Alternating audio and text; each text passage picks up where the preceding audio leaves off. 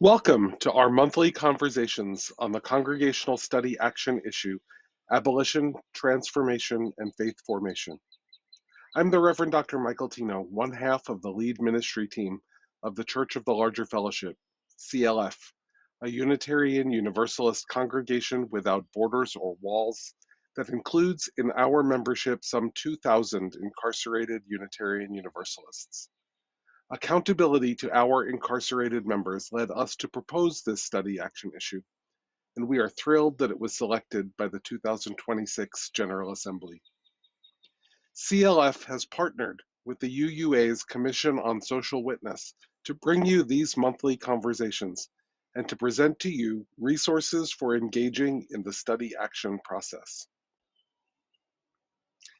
Visit clfuu.org/abolition for more information, including upcoming monthly conversations, resources, suggestions for congregational study, and recordings of our previous monthly conversations that we hope can spark your congregation to engage in this issue. Thank you so much for being here today. We hope that this conversation helps you embrace abolition as a holistic concept that begins with our theology and ends with a society in which the prison industrial complex is no longer seen as necessary. Welcome to our monthly conversation.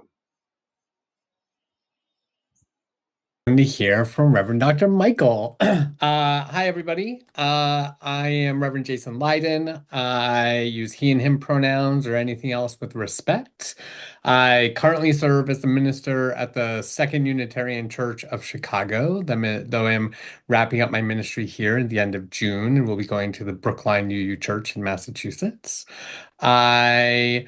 I come to this work as a formerly incarcerated person. I founded the organization Black and Pink after my incarceration. It is a nationally networked grassroots organization working with LGBTQ and HIV positive prisoners while simultaneously working to abolish the carceral state. And so I want us to have a conversation about theology and the ways that our theology Ooh, echoing some cool. And the ways that our theology moves us into this work, grounds us in this work, and helps transform us as we move forward. I have a PowerPoint that we're going to share in about 2 seconds, and I'm hoping you can journey with me through this. We'll talk a little bit about ground rules in a moment, and at the end, we'll have time for questions and conversation. And so I will do my best to move myself along. So here's a pretty dove. Moving on, next slide, please. All right, so I'm going to light a chalice for us, and I do so in honor of all those who are locked in cages across this country and around the world. May this light be a beacon for us as we seek freedom and as we seek to open all of these cages that keep people away from all of us. Next slide, please. All right, so some ground rules. It's not exactly a covenant because I'm telling you these things as opposed to us agreeing to them together. So it's not really fair to call it a promise that we're making to each other. So it's really ground rules. I want to invite you to stay present to the conversation. If you can minimize your multitasking, fabulous. I know a lot of us multitask. We have a lot of things going on in our lives, so it's totally understandable. But if you're able to minimize that, fabulous. I'm hoping you're going to try on some new ideas that maybe not all of this resonates with you. You don't have to take all of this and say, I believe in every word that Reverend Jason said, and I am 100% on board with all these ideas. You don't have to do that. In fact, Unitarian Universalism might even discourage you from doing that. But rather, my hope is that you can practice curiosity. And to get um, the opportunity for you to nurture the possibility of new thoughts for yourself. Relatedly, would love for us to orient ourselves towards growth. Also, stimming I don't think of as multitasking. I think of as nurturing our brains and taking care of our brains. Multitasking I think of as like answering emails, texting our buddies, things like that.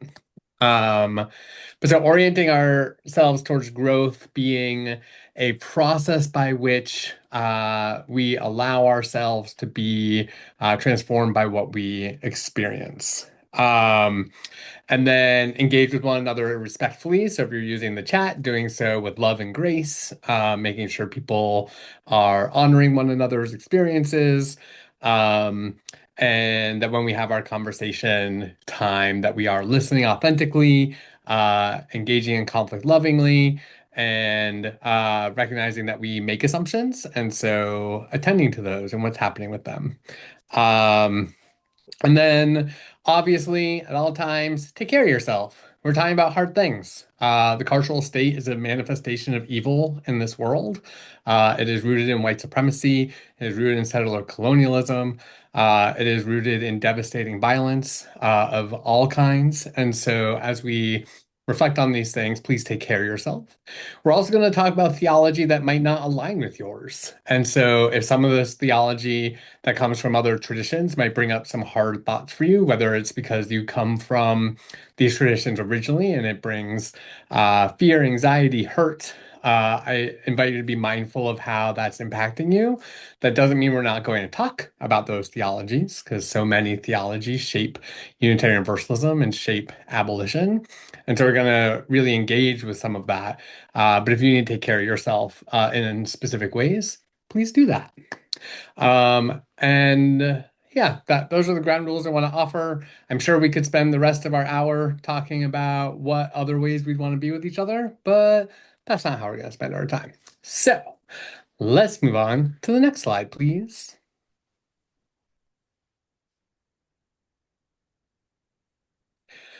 All right.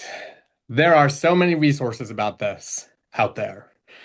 You've been talking about it a lot. If you've been to these monthly conversations before, you've heard a lot about what is abolition. So we're not going to spend a ton of time on this, but I want to say a few things.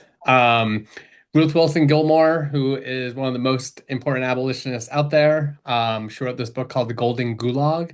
If you're looking for a more academic type of a book to read about abolition, I think it's one of the most foundational texts that exists, that kind of details the ways that the carceral state, prison industrial complex, is designed and how it attacks surplus Black labor, kind of from an analysis of capitalism, and the impacts that the system has on its design to warehouse human beings.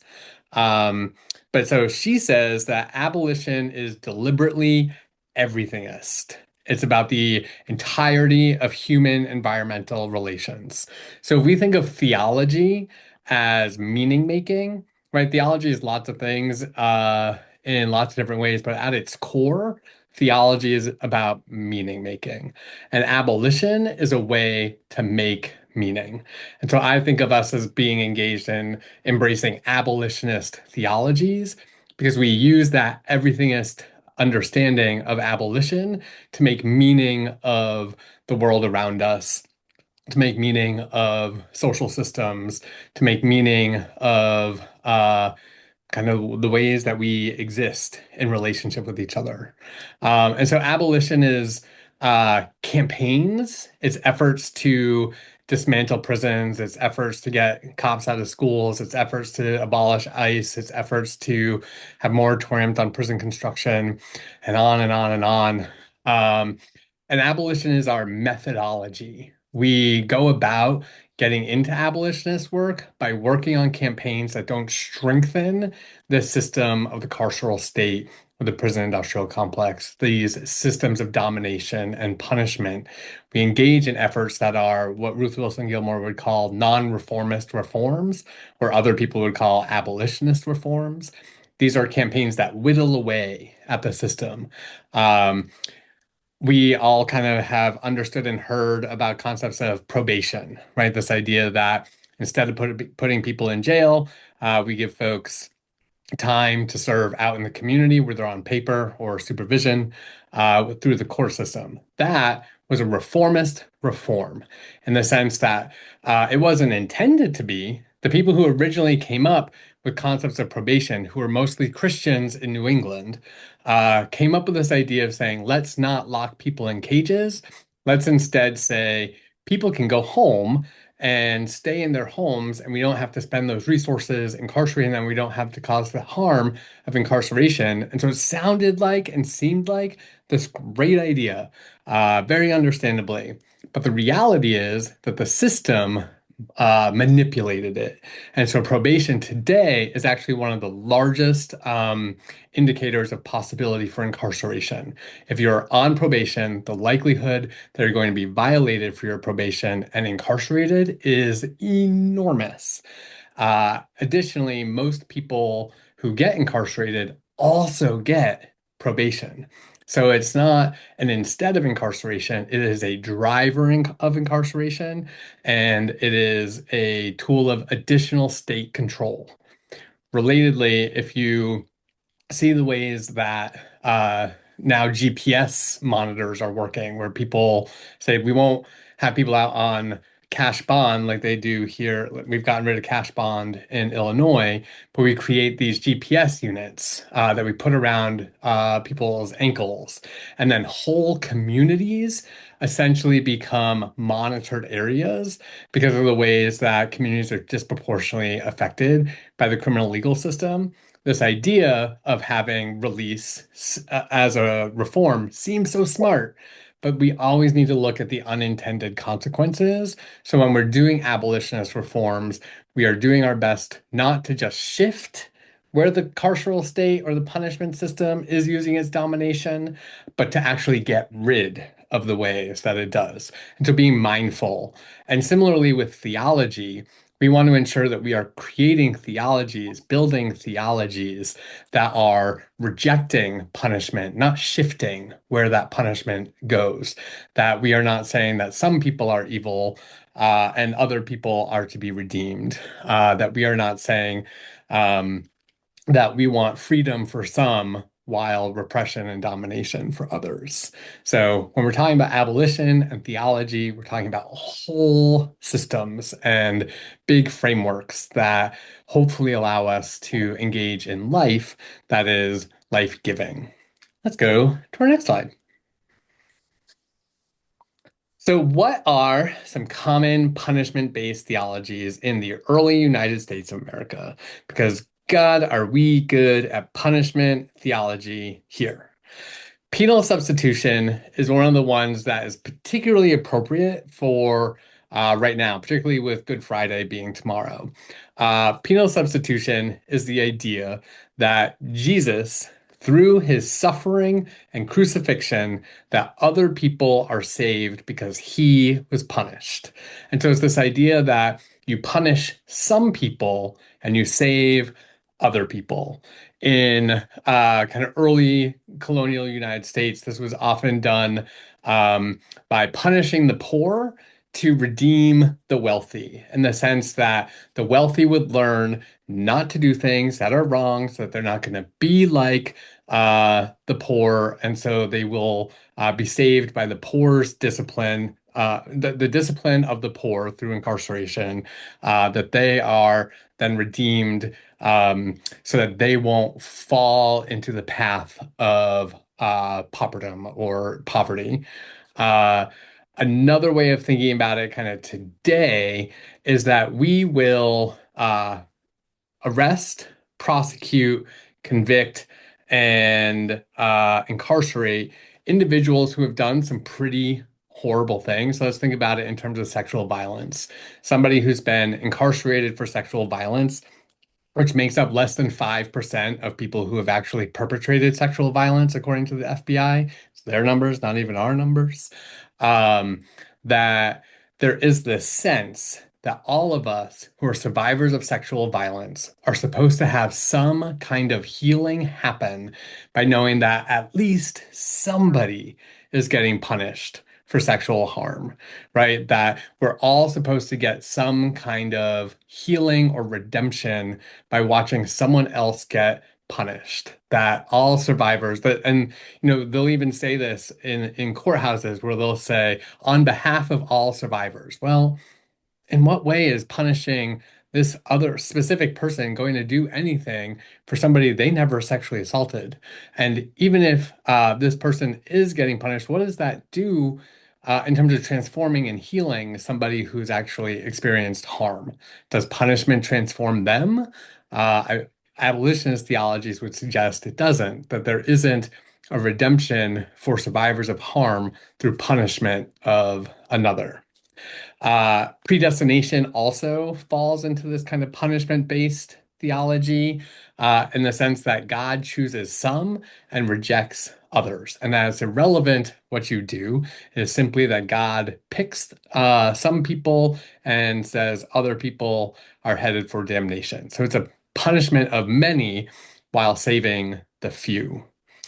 The prosperity gospel, this idea that essentially to pull yourself up by your bootstraps. I almost said bullshit. It's very similar. But pull yourself up by your bootstraps, concept of theology where you are somehow going to get the riches of the world because God wants you to have them. And that by following God, you will get that.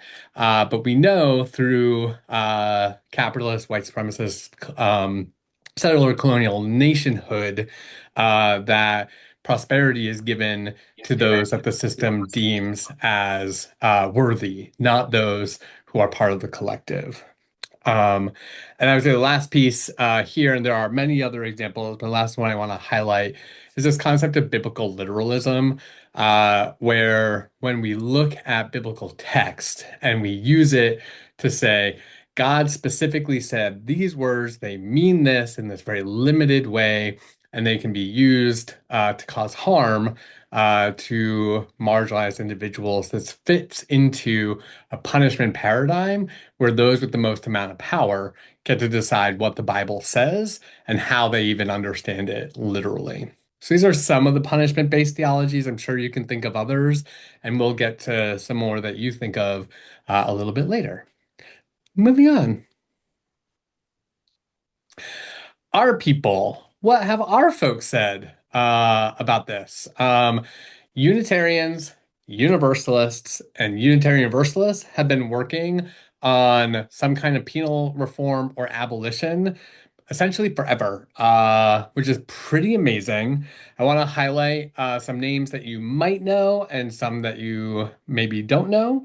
One, George de Benneville, looked at as a key Universalist leader and founder in the United States, as well as John Murray, another key Universalist founder and leader in the United States. Both of them were formerly incarcerated people, that when they were leading Universalist ministries, George de Benneville had been incarcerated in France and John Murray in England. And so both of them had this experience of prison that shaped the ways that their Universalist theology came into play. And so when we think about Unitarian Universalist theology, we should, and we do not often, but we should think of it as theology that comes from the pits of prisons, and that we need to understand that our people, while we might be an overwhelmingly privileged white religious tradition now that doesn't necessarily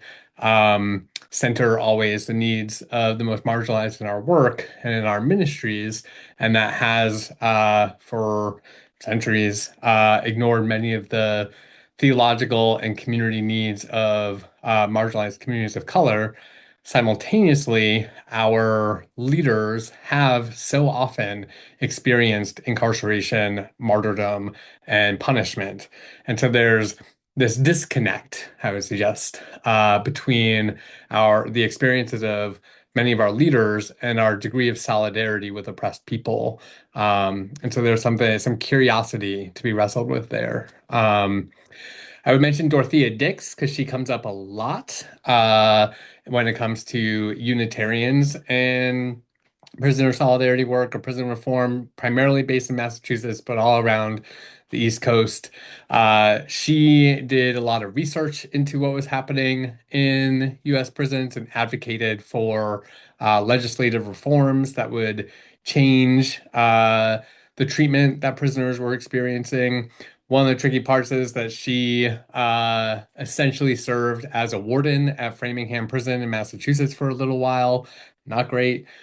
She also while she advocated for aspects of psychiatric, like hospital reforms, she also was part of this concept of overly punishing, or punishing at all, really, people with mental illness. That while she believed some of the treatment should be different, she was a strong believer in the kind of use of sedation to control people with psychiatric disabilities.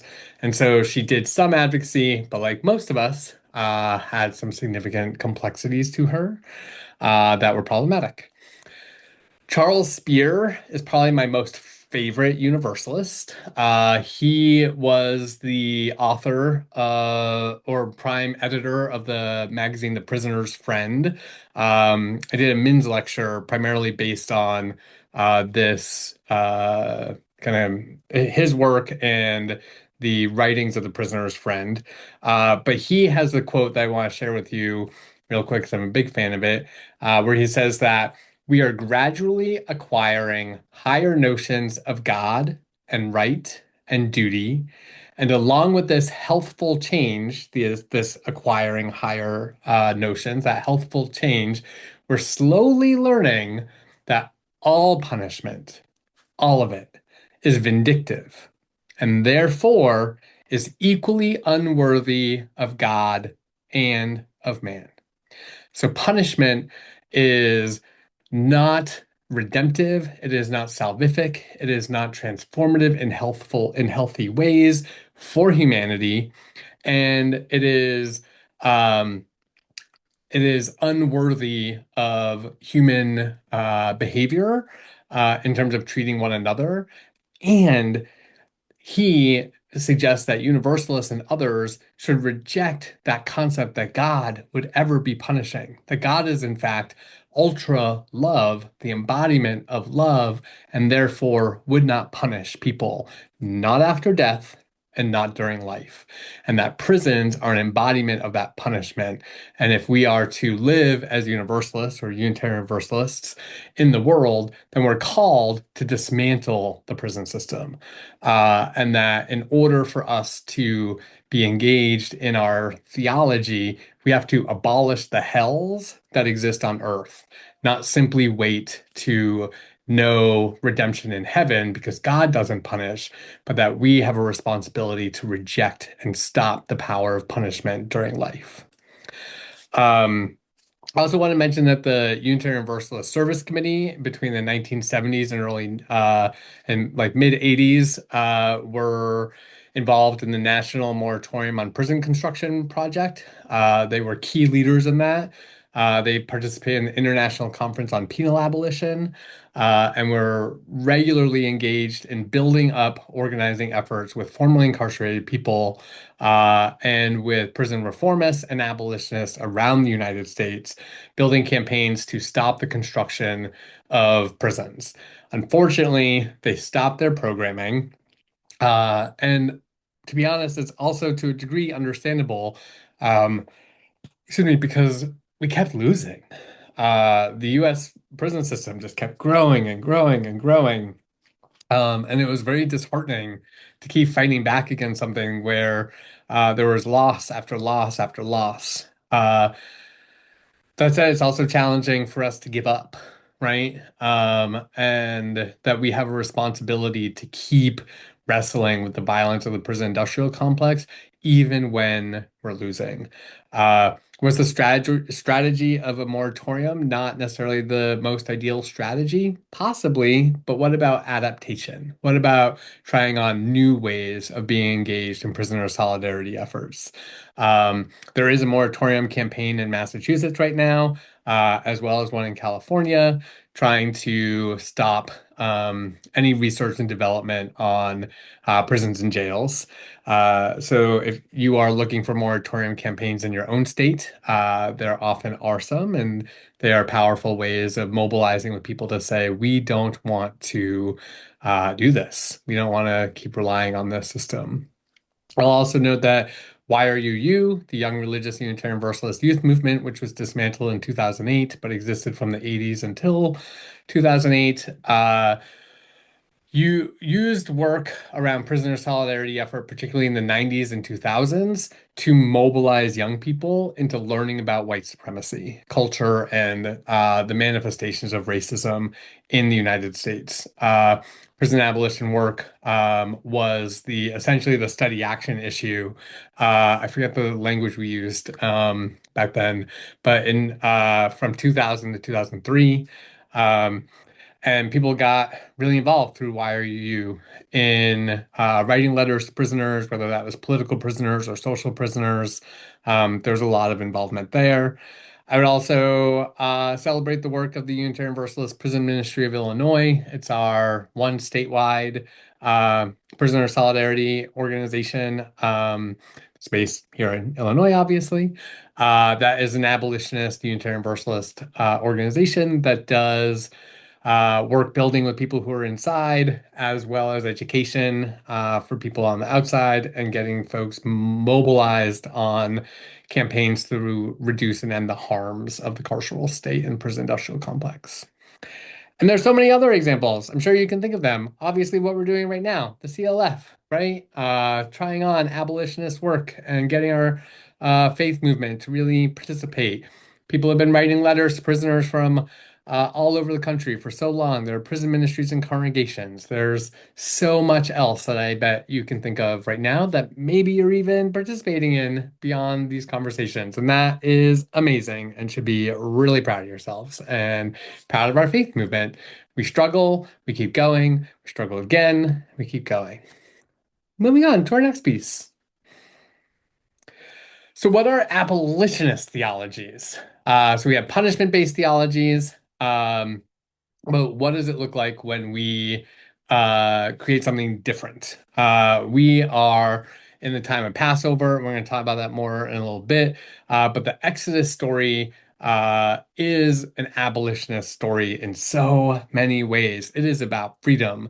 There's a story of an enslaved person who was stopped by an enslaver on their way to freedom who says, "What are you doing? The Bible says that slavery is right." And this person responds by saying, "I tore those pages out. Mine doesn't say that." And so abolitionist theology can be both about embracing stories that exist in sacred texts and rejecting stories that do not relate to or support liberation. It's not to say that they aren't necessarily there, but to say we don't have to abide by them. And in a religious tradition like Unitarian Universalism, where we approach sacred texts from kind of relying on rational thinking. Not that lots of people don't, but that is one of the ways that we do. Is one of the things that kind of defined Unitarian Christianity. Is that when things don't align with a set of values or a set of theologies that is life-giving. So when someone might read a sacred text like the Torah or the First Testament and say, "Oh, wait, look, it says that slavery is okay." We can reject that and say, absolutely not. Even if you read it that way, that doesn't need to be how I read it. Or I can just stop reading that part because humans are fallible and humans make wrong decisions. And our theology doesn't need to believe in the infallibility of sacred texts. I already talked briefly about universal salvation from our people. Again, this idea that if punishment isn't present after death, which we understand from Origen and some of our ancient universalist theologians, but we can also understand from our universalists from the 17th, 18th, 19th century and on, that if punishment isn't something God wants to offer, why then would we embrace punishment as humans during life? That we can know better than that. That if we are to embrace the love of the divine, then we need to reject punishment as a practice to be theologically sound in our lives. Abolitionist theologies are shaped by many other types of theology. I'm noting just a few here. Liberation theology, where we get the preferential option for the poor. Thank you. Latin American theology, liberation theology, and people like Gustavo Gutierrez. But then also post-colonial theology. So someone like Marcella Altus Reed, who would say that it's not just about the deserving poor, or the preferential option for like male farmers, but it's also about a preferential option for sex workers and drug users and those who are considered indecent. Marcel Altus Reed has this great book called Indecent Theology, uh, where we have theologies that are centering the most marginalized, not just those who can be seen as somewhat desirable. And so if we often think about prisoners as being undesirable, and quote unquote criminals and people convicted of some of the worst offenses, that if we are developing theologies that are relevant to the lives of the most marginalized, then we become capable of creating theologies that are necessary for life-giving transformation. Uh, Absolutely, womanist theologies are key, given that we know that Black women are the fastest growing prisoner population in the United States. Uh, and as well, in womanist theology, one of the ideas is that it's not that suffering is salvific, that there is inherent meaning or value in suffering, particularly in terms of the crucifixion of Jesus. That is not where the redemption is. There isn't redemption in suffering. The redemption is in resurrection, is in the life and ministry of Jesus. And that we need to reject the suffering, not find salvation through the cross, but in fact, that in womanist theology, it's about taking on and embodying a theology that is through ministry and through the collective liberation that can be found in stories of resurrection. There are a couple others. I just want to highlight anti-Zionist theology for a moment in particular. When we think of abolition as everythingist, one of the things we need to understand is that Gaza is the world's largest open-air prison, and that we cannot have abolitionist theologies that are Zionist, and that we have to have a reckoning with what settler colonialism means, and that we don't get to utilize stories of liberation and freedom for some to justify the exploitation and devastation of others. That's anti-abolitionist. And so when we imagine an abolitionist theology, it needs to be one that is in solidarity with all colonized people. And that it needs to be a theology that affirms that right to return to communities, the right to exist when others are trying to perpetrate genocide. Um, we need to have abolitionist theologies that reject such a thing. I also, just in terms of disability based theologies, that when we understand the carceral state to uh, function. It also functions with things like psychiatric hospitals, so forced incarceration into psych facilities because people deem you dangerous, whether you want to participate in those or not, are part of that same carceral system of control. Similarly, when spaces are inaccessible, whether that's because of regardless of one's disability, when we make inaccessible spaces, we end up creating carceral spaces because we're punishing people for their inability to participate in a space based on their not fitting into quote unquote able-bodied communities or spaces. And so abolitionist theology is about centering the most marginalized, taking the margins and putting them into the focus of our theology so that we can create something beautiful that is about our collective liberation. Next slide, please. So we are in Passover right now. So I think it's really important for us to kind of talk very specifically about this holiday season that we're in as we are understanding theology. And so the picture, this very colorful picture, depicts the plagues. And there's a multitude of ways of thinking about how an abolitionist theology looks at this. One, is God punishing the uh, people of Egypt for the horrors of the Pharaoh? Um, why is it justified for all people to be punished for the actions of some of those in power? Simultaneously, for those of us who are white, how do we reckon with the fact that we are benefiting from the horrors of white supremacy, regardless of how we are actively engaged in it or not? And what is our accountability and culpability and responsibility for dealing with that? And could it be that the God of the Israelites is using violence as a form of resistance? Maybe it's not that God of the Israelites is punishing the Egyptians, but is rather using militant resistance to protect the people that God is among. Is that possible? Is there a role for violent resistance in abolitionist theologies? What about if we think back to the resistance to chattel slavery, and someone like Nat Turner, who used violent rebellion to destroy plantations, which led to the deaths of those many would consider innocent. Was that okay? Was that part of a theology of resistance to white supremacy? Certainly, Nat Turner believed that God was on his side. How do we, as people who understand that chattel slavery did not end until the Civil War happened, how do we reckon violence with theology? Is there ever a way in space where where violence is possible to be used in the name of liberation for the people who are oppressed?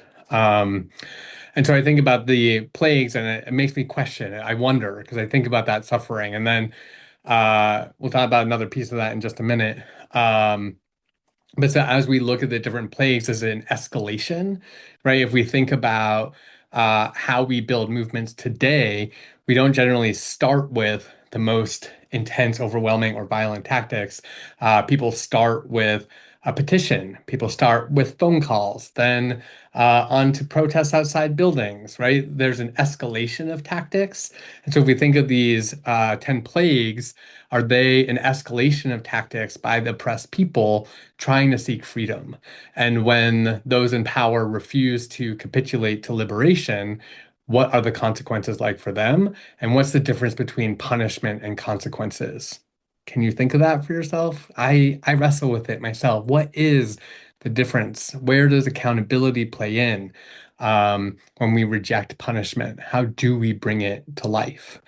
Uh, the picture next to the very colorful one is Pharaoh's heart turning to stone. Um, One of the ways of reading the Exodus text is to suggest that God turns Pharaoh's heart to stone. And it makes me wonder, how do we create theologies that hold God accountable? Or how do we reckon with the idea that love is insufficient? Um, and that love is not enough to get things done, that we need material transformation of the conditions of life, and that God's love can be something that's powerful for many, but that so too is holding the divine accountable. That the punishment that is happening by hardening Pharaoh's heart isn't of the Egyptians, it's of the Israelites themselves. Um, and so, if we're creating a theology that is resisting punishment, how then do we keep love accountable to the visions of what's possible for a resistant community finding freedom? So that's one of the things I'm thinking about a lot this Passover season. Let's go to our next one. One of the most beautiful parts of the Passover story is the parting of the Red Seas.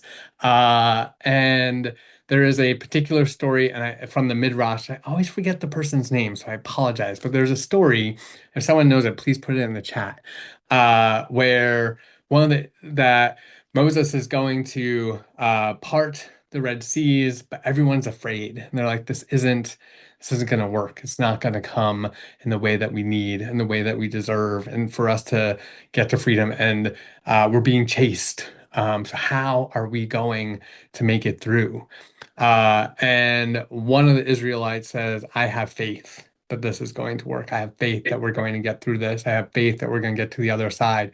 And so he starts walking into the Red Sea. He takes his first steps. He goes up to his knees. He goes up to his waist. He goes up to his chest, goes up to his neck. And it's not until he reaches the water up to the very tip of his bottom of his nose, right when he's about to go under, that the seas part, because it's about faith. And it brings me back to my question around the Unitarian Universalist Service Committee. How do we have faith in our ability to win? Because we're going up against these overwhelming systems. We are not as strong as they are in so many ways. But can we have strength in our faith to keep going anyway? And what does that look like? How are we getting ourselves towards a promised land?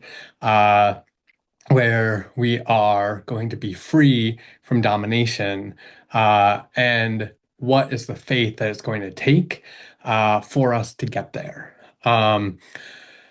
Also, in terms of punishing in God and violence and questions of that, part of the story that is told less, but is an important part of the story. Once the Israelites cross the Red Sea and the waters crash back down, they crash back down upon many of the Egyptian soldiers who are going after the Israelites. And in part of the story, God admonishes the Israelites for cheering, saying that we should not celebrate the deaths of any of God's people. But that for me makes it really confusing in terms of God hardening the heart of Pharaoh. Pick a side, my friend. Are we paying attention to the suffering of all people and we're not grieving when anyone suffers? And if that's true, why then harden the heart of Pharaoh? What's happening? And so one of the things that I think is so beautiful about abolitionist theologies is it helps us ask more questions. And as a Unitarian Universalist, so often I think one of our strengths is that we don't take theology as it's offered to us simply. We ask question upon question, much like is done at a Seder, like I was at last night, where we just keep asking questions and wondering together what are the truths that are relevant to today. So there's some of the pieces of Passover and based theologies and Exodus theologies that I wanted to offer. But given that it's Holy Week, I also wanted to offer a couple others. So can we go to the next slide, please? All right, today is Maundy Thursday or Holy Thursday, and it is the day where we learn about the Last Supper. It's the day where Jesus goes into the Garden of Gethsemane and says, God, please take this cup from me, because Jesus does not want to die in this story. And it is the day that Jesus is arrested. It is a day where Jesus understands what it's like for the state, for empire to come down upon him, to take him into custody and prepare him for execution. So this is a day where Jesus knows what it's like to be policed. And for those believing that Jesus is God incarnate, this is God understanding the experience of state violence and that fear involved in being arrested specifically. Um, and there's a Unitarian Universalist theologian, Rebecca Parker, who I like a lot. She's brilliant. If you have a chance to read some of her work, I encourage you to if you get a chance. But one of the things she says about Unitarian Universalists is that it's not that we have a low Christology. And for those who are unfamiliar with that term, Christology is like the degree of divine Jesus is, like how God is Jesus. So she says it's not that we have a low Christology. It's not that we don't believe Jesus is divine. It's that we have a high anthropology, that we believe that we are all divine. And so, as Jesus experiences what it's like to be arrested, we have the possibility as people to understand that the divine, that infinite love, knows what it's like to suffer and that knows what it's like to experience domination. And that then we get to tap into that knowledge, that knowing, so that we can act in solidarity with all those who are being policed. So you'll notice these are examples of ICE as police, and police have been arresting people for oh so very long, since the very beginning of them, when some of you might know that in the United States, police are descendants of those considered quote unquote slave catchers. And that's where these people's jobs come from. And so there's a legacy of going after marginalized people that has created policing in the United States. And so with the arrest today that we remember of Jesus, it is in alignment with all those who have experienced arrest. Let's go to the next slide, please. All right, and so then we get crucifixion, right? There's the death penalty. One of the things I love about Black liberation theology and the work of James Cone is that he says that again, it's not the suffering of Christ that makes him aligned with oppressed people, but it is the knowledge that God knows what it's like to suffer, right? That through the crucifixion, Jesus and thus God knows what it's like to experience violence. And so James Cone talks about the cross being the same as the lynching tree, and that Jesus knows what it is like to be hanged, right? And that he is in solidarity with all Black folks, not to fix white supremacy, not to end the suffering of white supremacy, but to be in solidarity, to know suffering alongside others who suffer, to be a co-sufferer, not to fix it, but to be present to it. And then the resurrection is that promise of a new tomorrow. Not that everything's going to get better, because resurrection doesn't mean a forever healing, right? Instead, resurrection can often be seen, especially for us as Unitarian Universalists, not as the literal rising of Jesus from the dead, but as the way that his community kept going. After 3 days, if we think of the 3 days as time of rest, time of grieving, um, that is like when Trayvon Martin was murdered, right? That we couldn't necessarily right away be ready to rise up and stand up and fight back. There needed to be moments of rest and sadness and grieving. Some people were ready right away, but others needed some time to grieve, to get ready, those 3 days in the tomb. And when we think about abolitionist theology, we need to allow ourselves to understand that sometimes suffering is too much and we're not quite ready to come back up again. Uh, and that our communities of people can go to our empty tombs, right, and see the possibility of a new tomorrow, and can imagine the rolling away of stones, the opening up of cages, the freedom that people get to have, and know that resurrection is possible through the creation of worlds free from police and prisons. That is a resurrection-based liberation abolitionist theology, is one where we understand that we have the capacity to create that which we dream of. We don't have to wait. There is nobody to wait for. It is within our power to continue to do that work. And it's through the faith of our people that we get there. Let's go to our next slide, please. I just wanted to highlight this kind of an ancient philosophy that also is in many ways theology. And I just want to read this quote for you. It says, "Retribution, an inhuman word, and what is more, accepted as right. It is not very different from wrongdoing, except in the order of events. He who pays back pain with pain is doing wrong. It is only that he is more readily excused for it." So when we cause suffering to someone else because they cause suffering, we are just increasing suffering. So punishment, retribution is an act of further creating suffering. Um, and so again, that makes me question, what is the difference between accountability and punishment? What is the ways that abolitionist theology can reckon with violent resistance? Um, and what are the ways that we wrestle with transformation? These are some of the questions I have. Let's go to our next slide. Um, and then, so Reverend Dr. Mark Morrison Reed, who is a brilliant Unitarian Universalist theologian, thinker, and writer and historian. Uh, he really questions some like people like Charles Spear, John Murray, and others for the way that our Universalist theology serves or does not serve Black people and specifically enslaved people. In the 18th and 19th centuries. And so this is one of his questions.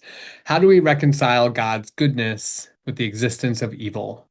If God is just and loving, there must be a reason. Hosea Ballew's ultra universalism, the death and glory school, in which all are saved and brought into God's embrace upon death, is mute on this.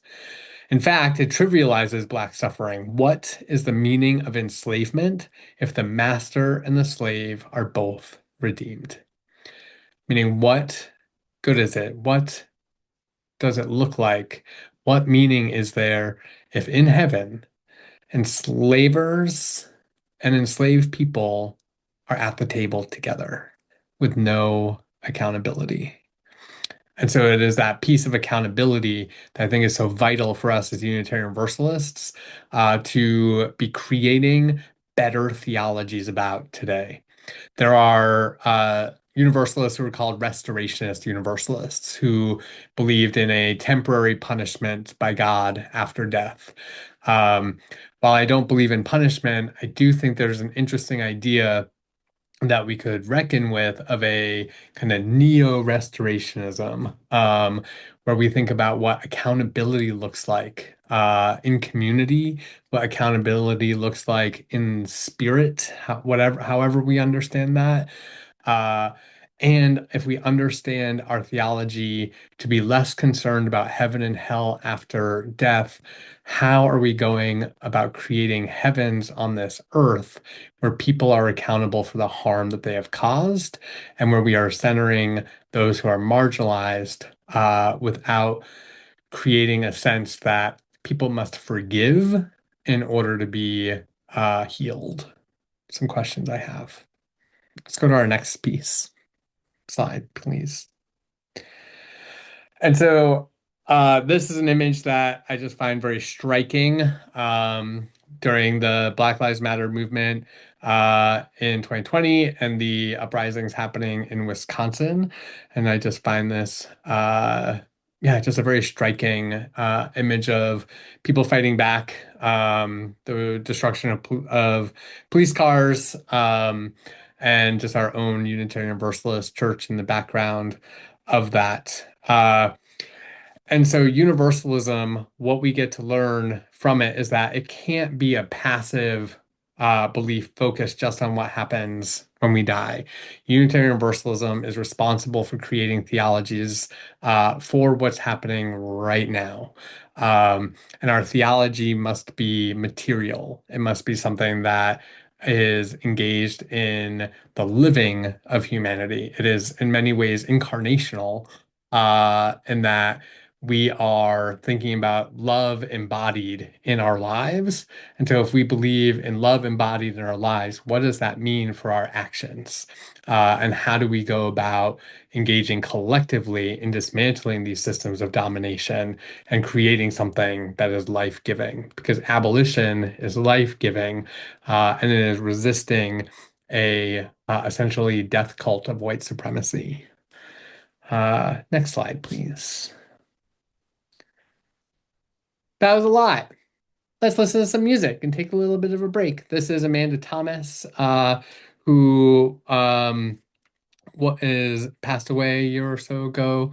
and was an amazing teacher of mine. She was the director of music at Second Unitarian, where I worked, and she's done so much music and leadership for youth of color over the years, and her memory is so vital to so many of us. So let's hear, this is a piece she created for our church during the pandemic. Spirit's made a place for you where everything is new.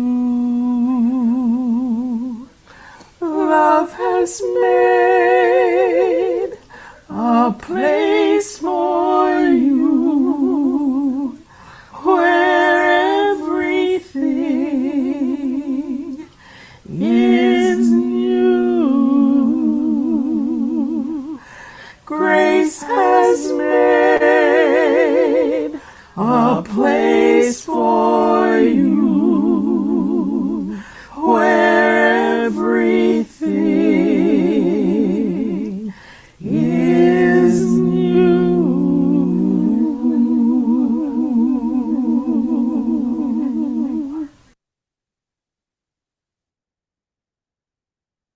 Go to our next one. Thank you.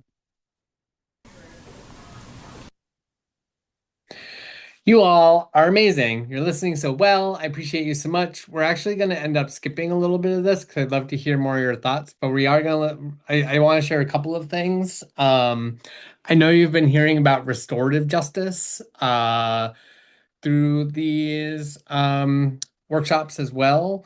And I just wanted to also add the language of transformative justice. The concept of transformative justice was created by an organization called Generation 5, which we're going to hear about in 2 seconds. And we're actually going to, so I am going to skip this one, the next one, and let's go to the video, please. Yeah, let's hear some about Generation 5. I work with Generation 5, and we are a national organization based in Oakland. And our work is really about ending child sexual abuse within 5 generations. We do that by building the capacity of communities themselves to respond to, intervene in, and ultimately prevent child sexual abuse using liberatory approaches to violence. And the one that we really use is called transformative justice. And transformative justice is a liberatory approach that's about responding to current instances of violence, while at the same time transforming the conditions that allow violence to happen in the first place. And we really believe that in order to prevent violence, we have to actually change and transform the conditions, the ways we treat each other, the things that we're taught that perpetuate violence in the first place.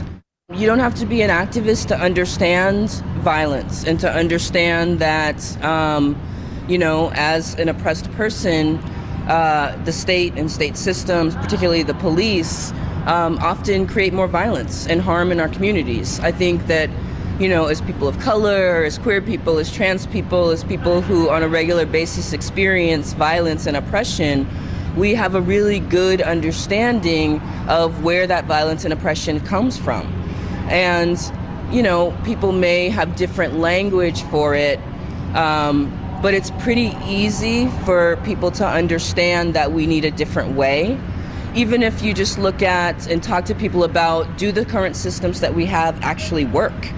And most people will say, no, they don't work, right? It's really easy for us actually to go into communities and start having these conversations.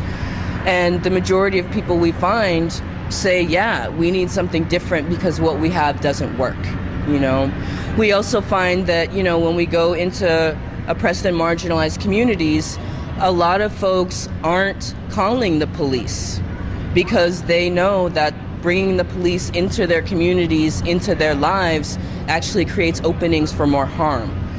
So it's not just activists and organizers, it's everyday community folks who are already in a place of not trusting the police, not wanting to call in law enforcement, and really understanding that those responses that we have don't work, and often create more harm and chaos in their lives, and don't often result in the outcome that they actually wanted. So we do a lot of work on teaching people about what child sexual abuse is, how it happens, the different forms, a lot about trauma, right? So then the impact of child sexual abuse on us, both short-term and long-term, right? The impact of that trauma. How people often will then navigate that trauma in ways that sometimes can be harmful or not in alignment with who they actually want to be in the world.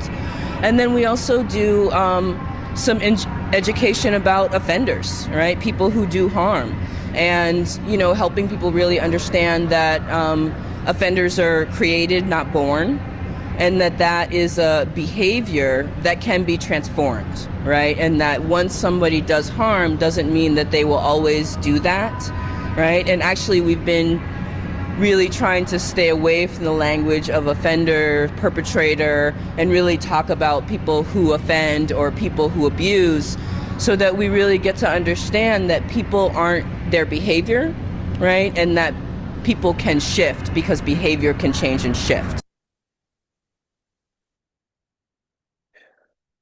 Thanks. Let's go to our next one. I know that's a lot to take in. I work with Generation 5, and we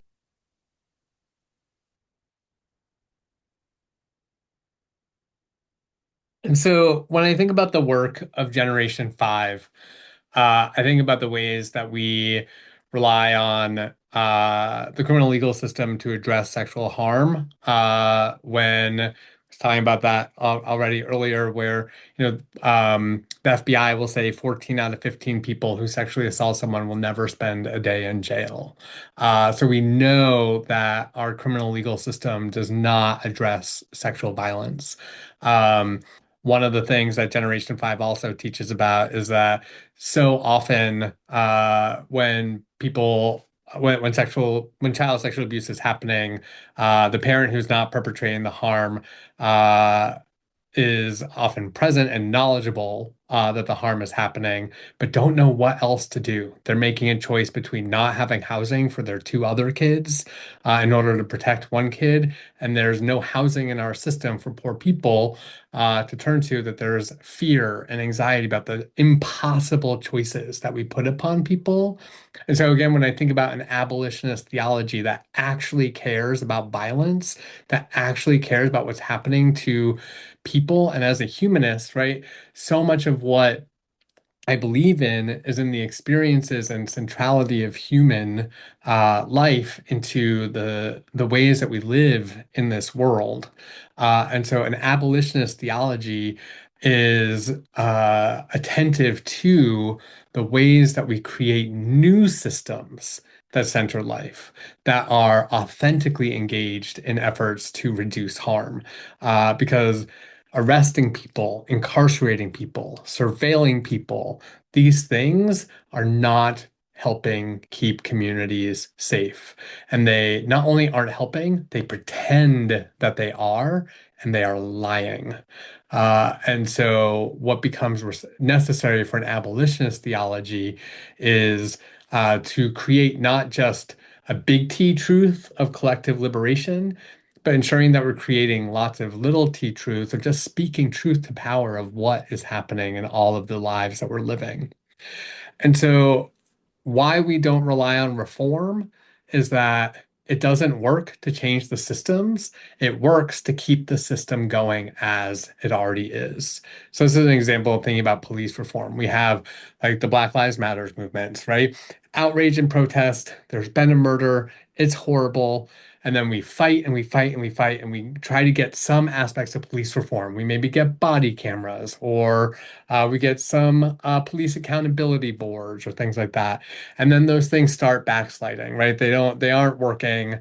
They aren't functioning to make big shifts. And then there is another murder of another Black person or an Indigenous person. Or, as we watch detainees, immigrant detainees being killed, right?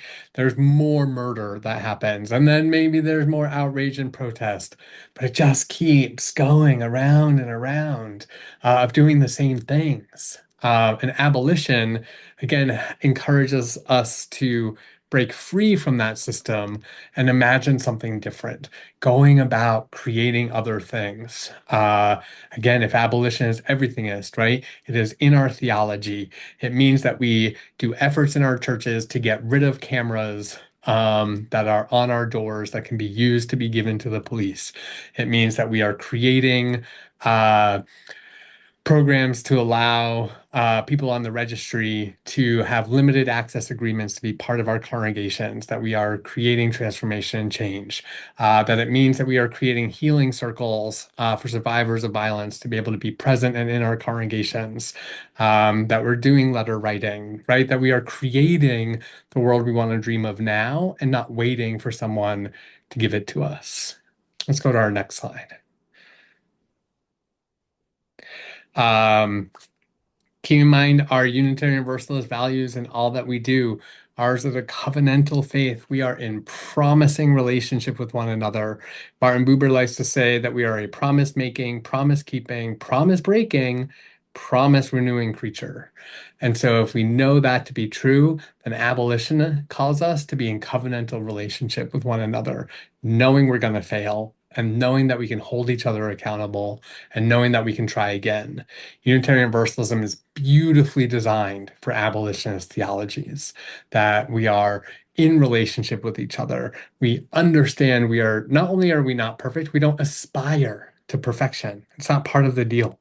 And that instead we are constantly trying to center love in what we do. And that we are coming back to the table over and over again, setting boundaries, having consequences, rejecting punishment, and trying yet again. Let's go to our next slide. I think it's the final slide. So there are lots of books, so many things to read. These are four just to kind of highlight. I think the one that would be the easiest to read of all of these, it's most accessible, is Break Every Yoke, Religion, Justice, and the Abolition of Prisons by Joshua Dubler and Vincent Lloyd. They're both brilliant. The book is very easy to read. It'd be a good congregational read. Just kind of understand religion and incarceration. The others are really great too, but that's the one that I would highly recommend.